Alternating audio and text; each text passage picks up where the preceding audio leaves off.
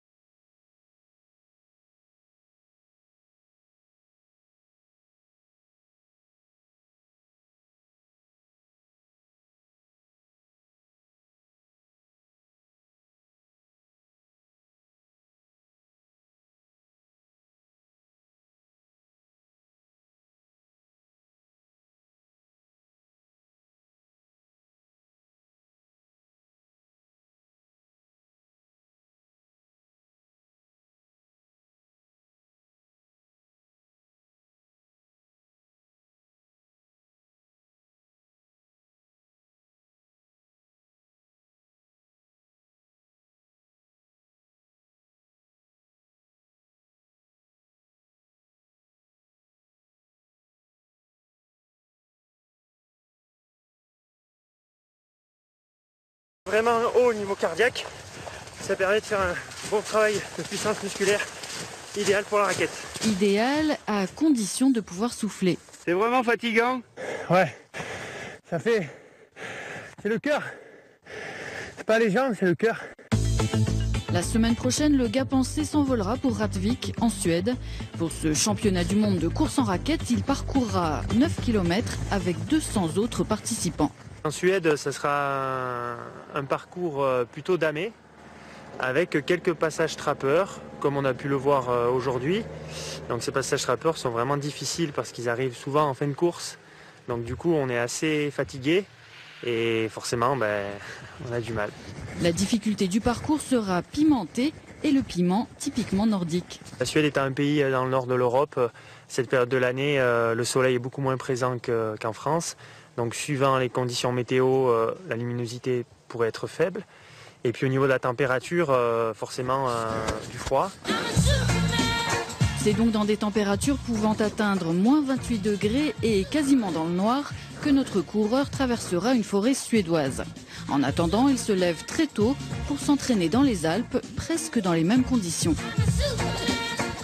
Alors voilà, le prochain rendez-vous, vous l'avez dit dans le reportage, c'est début février pour la nouvelle épreuve des championnats du monde, enfin les championnats du monde de cette année, 2014, de course sans raquette. Ça se passe en Suède, c'est au nord de l'Europe, je crois. C'est bien ça, j'ai bien précisé dans le reportage, on ne sait jamais Alors, vous y allez dans quel état d'esprit? Parce que je sais que au Trail Blanc de Serre Chevalier, vous êtes fait une petite frayeur, une petite douleur à la cuisse. Vous y allez comment? Comment ça va et quelles ambitions? Ben, ça va plutôt bien en ce moment, j'ai bien retrouvé la forme.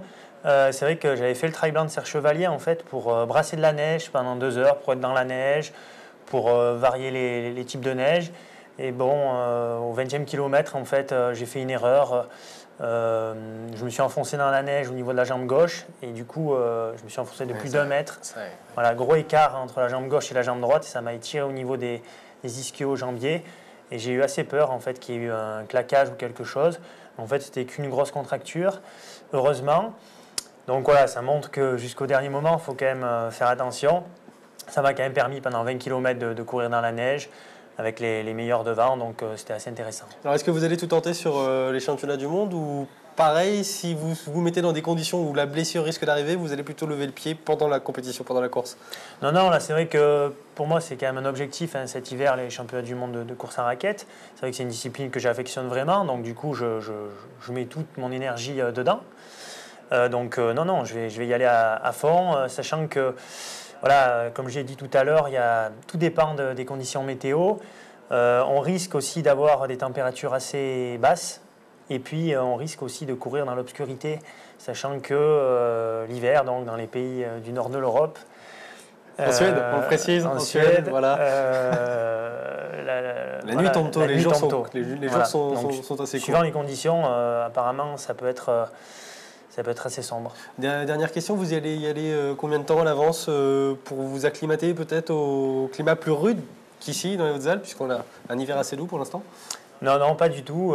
La course est le samedi, je pars le vendredi et je rentre le lundi, sachant que je suis enseignant en fait à côté, donc j'ai réussi à avoir 2 jours de grâce, on va dire. Donc je remercie aussi l'école et tous les collègues qui m'ont aidé dans ce projet.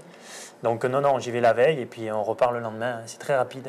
Eh bien, on salue en tout cas tous vos élèves de Gap qui nous regardent sûrement. Merci, tous. Qui regardent je les salue aussi et faites bien vos devoirs pour lundi. Le mot est passé. Interrogation surprise peut-être, on ne sait pas. Non. Eh bien, merci beaucoup Stéphane Ricard d'avoir été avec nous sur le plateau d'ici TV. d'ici TV, bien sûr, c'est la télévision qui vous regarde. Ça continue sur d'ici TV et sur d'ici Radio.